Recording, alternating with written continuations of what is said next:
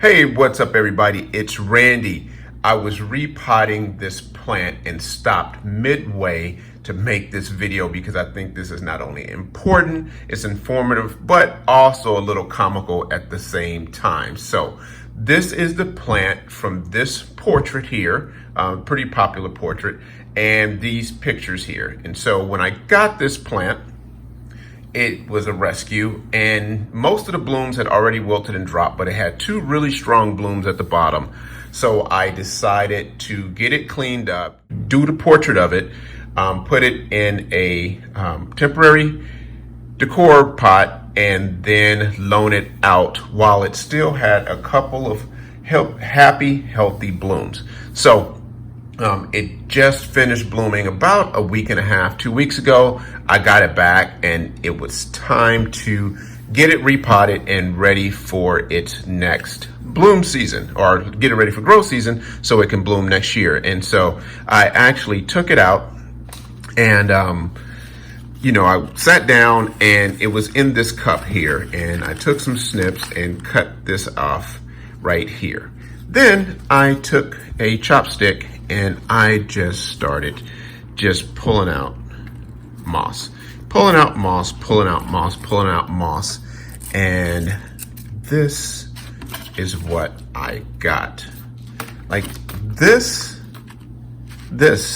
all of this came out of this here. Like, I just kind of want you to see this. If I was to take this and stuff it in here, if I can get this closed, if I just take this and stuff this in here, you can see, like, it is just insane that this much moss and this many leaves would be inside this little tiny pot. So I just want to show you a comparison because I'm going to have to do this one pretty soon. This is the same size pot, and you can see, I bet you this amount of moss is also in here too. And so it was just kind of comical, like I said, to me, that this much moss and this many roots was inside this little cup. And so I know that this is a size cup that a lot of us get when we get the rescues, or we buy the orchids from the market. A lot of times they are in this size cup if they are smaller plants. These are the nursery sleeves, and this moss was put in here when this thing was tiny, and all these roots and stuff grew while it was in here. Then it bloomed, and then they sold it. So I've had a lot of questions about what size pots to use, and so this is just going to be a quick video on that, and I'll do another intense video on or a more intensive video on pot sizing here in the near future. But I did want to show you something while I had it here, because I am going to do a quick repotting. So this is a pot size I would usually go to. This is a 3x3. This is a 3.5 by 3.5 pot, and this is a pot I usually go to a lot of times because the roots, for one, the ones I pick up are rescues, and the root ball is not really that healthy and it's not going to be that big. So this is more than enough pot for that size plant.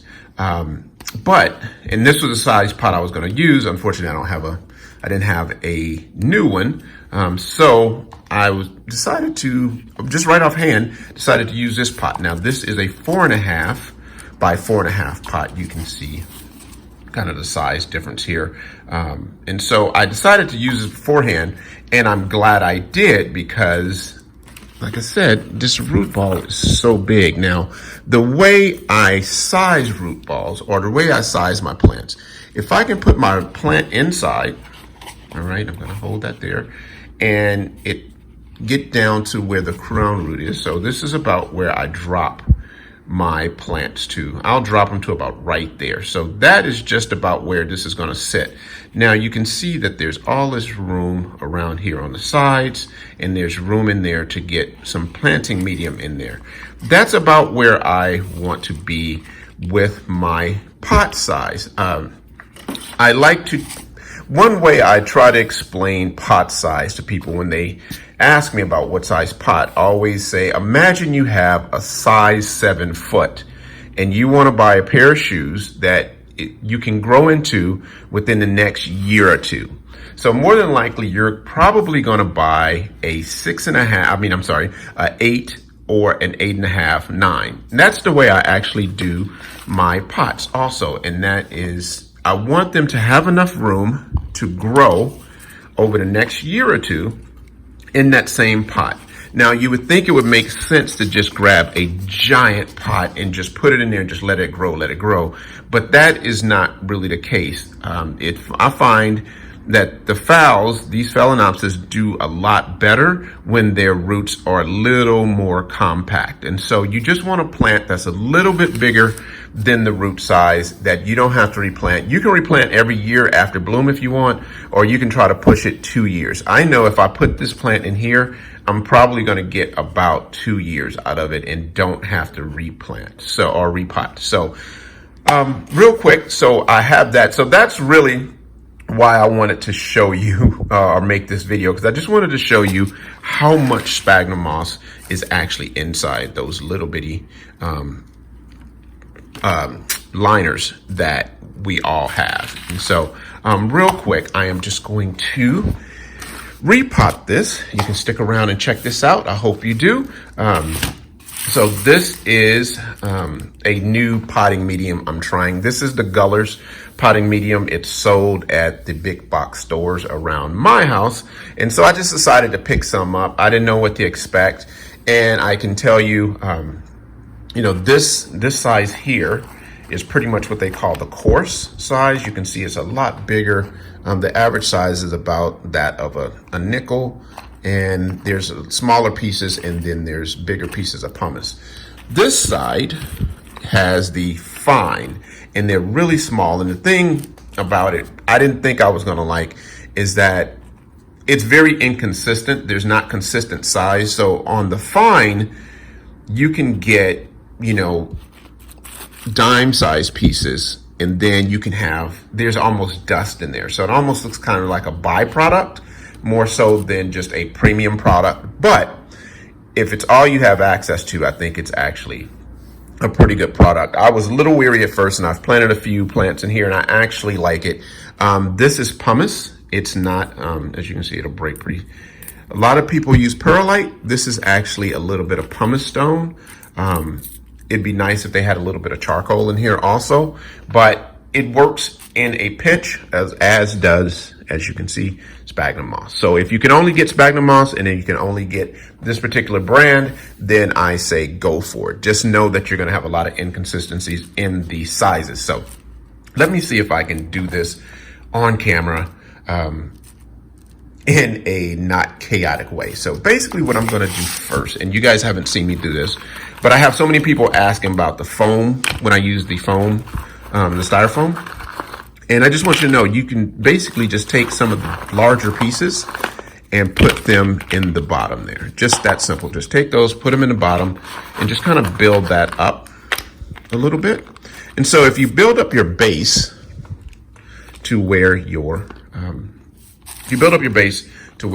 plant can sit directly inside, then it'll sit on it, and then all you have to do is just secure it with your hand. As you can see, that is sitting a little bit high. So I'm actually going to take a little bit out here. Now, let me show you this real quick. Don't fuss too much over your plant. Just like I said, make sure there's no mushy roots. Make sure there's none of the paper roots. As you can see, this one, they don't all look the best, but they are all pretty healthy. So I am just going to go with this and just leave this, as is, and get this planted really fast. Sometimes, when you have to plant a lot, you need to move really fast. If it's just something you really want to do and take your time, then you can do that too. When I used to go to the orchid house, I would watch these guys replant, new plants or replant pots within like 30, 45 seconds, because they would just dump them in. Now, as you can see, I cut off the stem here. That stem was sitting there. I snipped that off with some disinfected shears. And like I said, just kind of looked it over, made sure the roots were healthy. So I am going to set this down in here and get it kind of settled in where I want it. Like I said, I want the crown to sit right above here. or right below the lips. So I'm gonna set that there, and I'm gonna secure it with my hand this way. And then I am just going to take some, just gonna take this and just kind of shake it in. And I'm kind of mixing them together. I'm using more of the coarse, I'm using more of the fine, but there are some coarse pieces going in there. And so I'm gonna kind of take that and I'm gonna rotate it here, but I just wanna show you. Of course, I take the chopstick and just start to work those in there. All right, so very simple there. And then I'm gonna flip it around. Again, trying to keep my crown centered. I'm a real big stickler on centered crowns. It's part of the OCDs, I guess. And so then I'm just gonna take this, just drop this in. Of course, I'm gonna make a mess because I'm trying to go fast so you're not sitting here watching too long. And now, as you can see, I'm just gonna work these in here. Now this will start to work to secure the roots in place right here. I'm just gonna work this in here. So I'm not gonna show you all of this. I'm gonna do this and I will be right back with the finished product of this repot.